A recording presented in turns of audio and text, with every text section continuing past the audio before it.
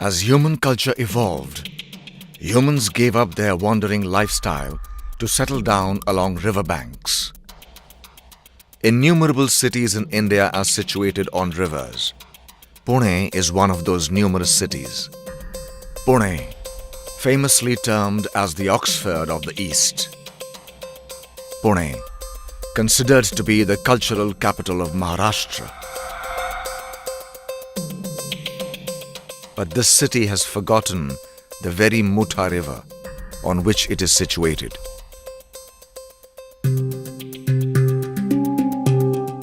Would you believe it if you were told that this is the Mutha riverbed? No flowing water, no trees, no riverbank. This is an illegal attempt by the Pune Municipal Corporation to build a road on the riverbed.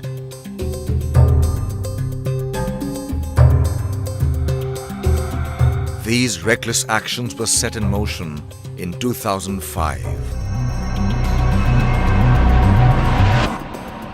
That year, Pune Municipal Corporation made a disastrous change to Pune's development plan. The PMC de-reserved these floodplains near Vittalwadi in the Mutha riverbed for housing projects. The administration knowingly turned a blind eye towards the enormous risk of building on the riverbed. This was a plot by the builders, politicians, and administrative officers. For no fault of his own, the common man bore its consequences. Since the construction was approved by the PMC, people confidently bought homes here. People were lured into buying homes with the incentive of a road that would soon be constructed here. But nobody informed them how hazardous that road might prove for them. The construction of this dangerous road began in 2010. The PMC constructed 30 feet tall and 2 kilometers long concrete walls, dumped around 60,000 trucks loads of debris on the riverbed, and completed this semi-finished road in merely 2 years. They glorified their actions as development for the benefit of citizens. Would you want to peek into the future and see the havoc this development could create? The Irrigation Department of Maharashtra has defined blue and red flood lines along every river. These lines indicate how much land adjoining the riverbed would submerge in water in the event of a flood.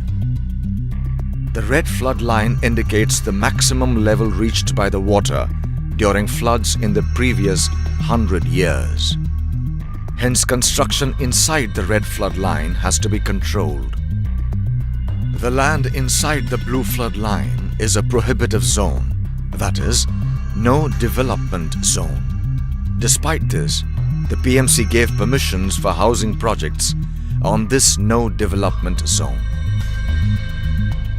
There are 4 dams on Mutha River, namely Khadkawasla, Panshet, Varasgaon and Temghar. Of these, the Khadkawasla Dam is hardly 7 kilometers from Pune. Of all the 4 dams, Khadkawasla has the largest capacity to release water. Imagine the scenario if Pune receives excessive rains or experiences a cloudburst like Mumbai in the catchment area of any of these dams. Mutha River will assume monstrous proportions in no time. At the same time, rainwater will be gushing down Tarzai Hill towards Mutha.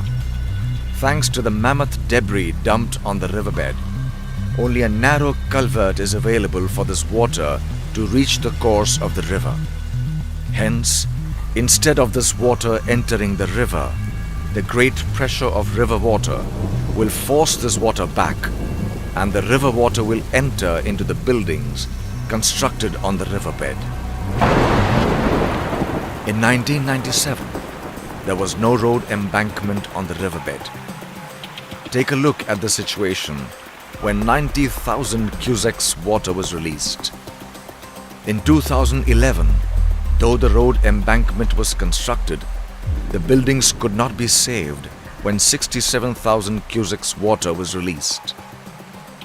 It means that even though lesser water was released, the embankment constructed for the road wasn't able to protect the buildings from the flood waters. While constructing this road, it was claimed that it would protect the buildings from the flood waters. But you can see with your own eyes how false that claim proved to be.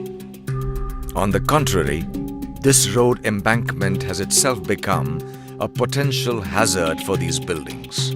If in the future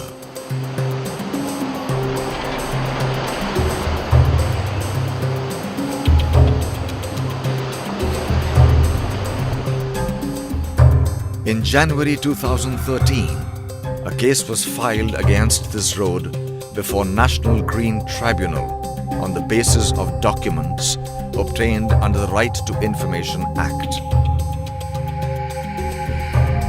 The tribunal admitted that the buildings along the riverbed were at great risk due to this road.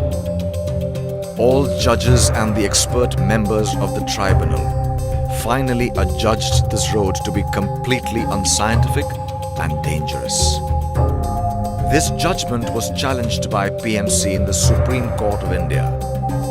On 12th February 2015, the Supreme Court finally directed the Pune Municipal Corporation to remove all debris dumped on the riverbed. However, the Pune Municipal Corporation came out of its lethargy after the 6-month term granted by the Supreme Court expired. They have begun the removal of the rubble now.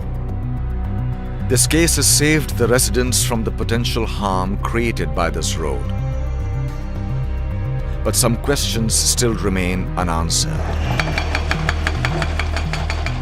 How the permissions to construct buildings on the riverbed were given? In case of a flood, who will take responsibility of the safety of these families? 4,000 tons of steel have been wasted. The construction of this road costs rupees 17.5 crores. Millions were wasted in contesting the court cases. Now there will be an additional cost of about rupees 4 crores for the removal of the debris. These expenses are borne by the public exchequer, the citizen of Pune. But why should we bear the brunt of this? Will the officers responsible for this huge wastage of public resources ever be prosecuted? There are innumerable questions. But the real question is whether we will take the initiative to look for the answers to these questions.